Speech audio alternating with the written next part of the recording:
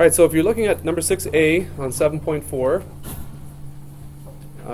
what we're asked to do is you're asked to copy this graph into your notebook and then sketch the reciprocal. All right? So I'll try and zoom in a little bit more on this graph here for you. So again, what the important things are, where is the 0?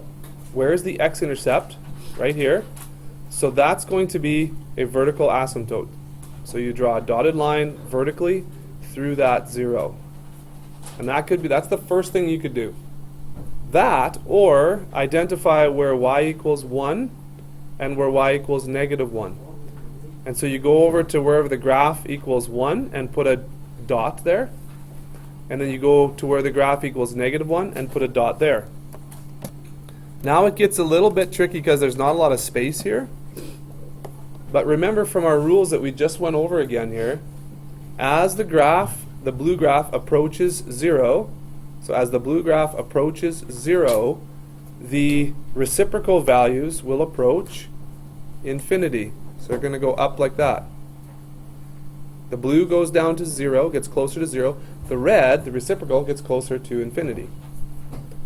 As the blue graph approaches infinity, the red graph approaches 0. Now, this is 2, so this should be 1/2 the point.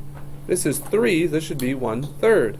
You see how that is? And so they just keep getting closer and closer and closer to 0 there. And you do the exact same for the other side. Again, the blue graph approaches 0 here, and so the red graph, for the same x values, approaches -infinity, or infinity from the negative side.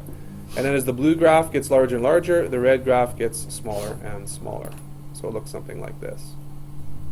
Okay, so that's what your reciprocal graph should look like, the red one there. Does that make sense? Okay. Okay.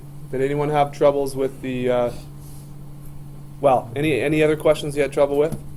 I know some of you guys haven't finished this assignment yet, so I'll get you to I'll get you to work on that. I'll give you some time here to do that 7.4.